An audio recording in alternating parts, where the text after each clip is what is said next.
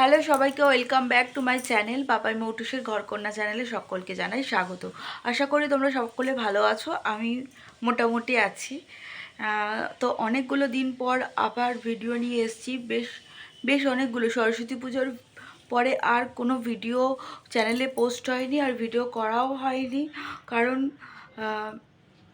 মানে আমার শাশুড়ি মা কে নিয়ে একটু টেনশানে রয়েছি, চাপে রয়েছি। কারণ শাশুড়ি মা একটু অসুস্থ, যার কারণে একটু চাপে রয়েছি। আর মানসিক পরিস্থিতি তো সেরকম নেই যে ভিডিও করব, যার কারণে চ্যানেলে কোনো ভিডিও আসেনি। তো ভাবলাম তোমাদেরকে একটু ছোট্ট আপডেট দিই যে কবে কি আবার আগের মতো ব্লগ আসবে সেটা বলতে পারছি না। তো আশা করি আসবে, তবে মাঝে মধ্যে হয়তো আসবে। তো তার জন্যে একটু তোমরা আমার পাশে থেকো, যেমন পাশে রয়েছে সেরকমই পাশে থেকো, সেটাই বলবো। মাঝে মধ্যে হয়তো দুটো একটা করে ছোট্ট শর্টস বা ছোটোখাটো একটু মিনি ব্লগ আসবে, কিন্তু ডেইলি ব্লগ বা লাইফস্টাইল ব্লগ সেগুলো হয়তো এখন আপাতত আসবে না। মা একটু সুস্থ হয়ে নিক, তারপর আবার সব কিছু নর্মাল যেরকম চলছিল তো সেরকম চলবে। তো যাই হোক, এখান থেকে আজকে ভিডিওটা শুরু করলাম। তোমাদেরকে জানাচ্ছি একটুখানি আপডেট দেওয়ার জন্য যে হঠাৎ করে আমি ভিডিও কেন দিচ্ছি না, সেটার জন্যই আরও এই ভিডিওটা। এখন কিছু কাগজপত্র নিয়ে বসেছি জেরক্স করার জন্যে। তো জেরক্সগুলো করি, এই প্রেসক্রিপশান কিছু জেরক্স করতে হবে, যার কারণে জেরক্স নিয়ে বসেছি আপাতত। তারপর পাপাই আর আমি দুজনে মিলে 2 কাপ চা নিয়ে বসে একটু গল্প করছিলাম। এই টাইমটা আমরা গল্পই করি চা খেতে খেতে। তারপর চা খেয়ে সোজা চলে গিয়েছিলাম রান্নাঘরে। আমার করলাম, এইটা হচ্ছে সোয়াবিন আলুর তরকারি, এখানে আছে উচ্ছে আলু ভাজা, আর করলাম ডাল, আর করলাম মায়ের জন্য একটু অল্প করে ডালিয়ার খিচুড়ি, আর এইটাতে আছে ডিমের ঝোল। এই হয়েছে আজকে রান্না বান্না। তো রান্না করার সময় আর ভিডিও করতে পারিনি, কারণ প্রচণ্ড তাড়াহুড়োর মধ্যে, ব্যস্ততার মধ্যে সব কিছু চলছে। তো এখন করছি রান্নাঘর পরিষ্কার। তো রান্নাঘর পরিষ্কার করে স্নান করব, করে তারপরে দেখা যাক কি করি না করি। ঘড়িতে বাজে এখন 3টে।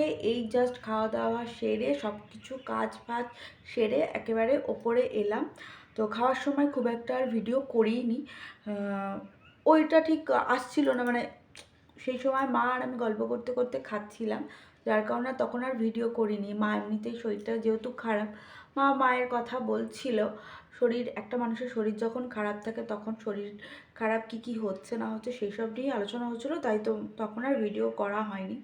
তো আজকে আমার এই ভিডিওটা করার একটা মাত্রই কারণ, মায়ের শরীর খারাপটাকে আমি ভিডিওর মধ্যে বারংবার বলে ভিডিওটাকে মানে কি বলবো, তোমাদের কাছে সিম্প্যাথি আমি চাইছি না। আমি জাস্ট এটুকু বলবো যে মায়ের শরীরটা ভীষণই খারাপ। শুধু একটু বলবো যে প্রে করো, যারা যারা আমার ভিডিও দেখো, আমাকে ভালো লাগে, আমার লাইফস্টাইল ব্লগিং যারা আমার পছন্দ করছো, আমার ব্লগগুলো যারা যারা পছন্দ করছো, তো তাদেরকে একটু বলবো মায়ের জন্য একটু প্রে করো, ব্যাস, যাতে সব কিছু ঠিকঠাক হয়ে যায়। সব কিছু যেন আগে যেরকম ছিল, যেরকমভাবে আমার ভিডিও শুরু করতাম, যেরকমভাবে আমার ভিডিওগুলো তোমরা দেখছিলে, তো সেই রকমই ভিডিও আসবে পেজে, মানে চ্যানেলে।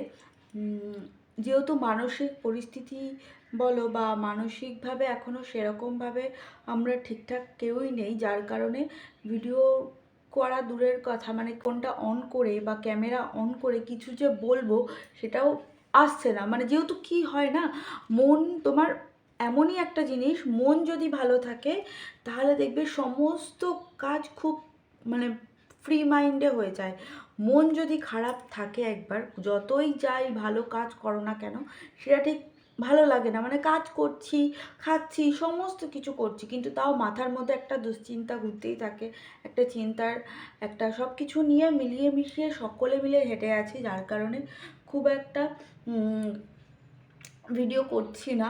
তো জাস্ট একটা ছোট্ট আপডেট দিলাম যে চ্যানেলে ভিডিও আমি হয়তো পোস্ট করব, কিন্তু খুব একটা না, সেটাই রেগুলার বেসিসে যেরকম করছিলাম। সবে সবে চ্যানেলটা যেহেতু আমার খোলা হয়েছে, আর সবে সবে চ্যানেলে তোমরা আমাকে সাপোর্ট করছো, যার কারণে তোমাদেরকে ছোট্ট একটা আপডেট দিলাম, আর সকলে মিলে করো যাতে মা সুস্থ হয়ে ভালোভাবে বাড়ি চলে আসে, যেন সব কিছু ঠিকঠাক থাকে। আমাদের হয়তো মনে হতেই পারে যে এই বলছি আমি মায়ের সাথে গল্প করতে করতে খাচ্ছি, আবার এই বলছি মা যেন সুস্থ হয়ে তাড়াতাড়ি বাড়ি চলে আসতে পারে।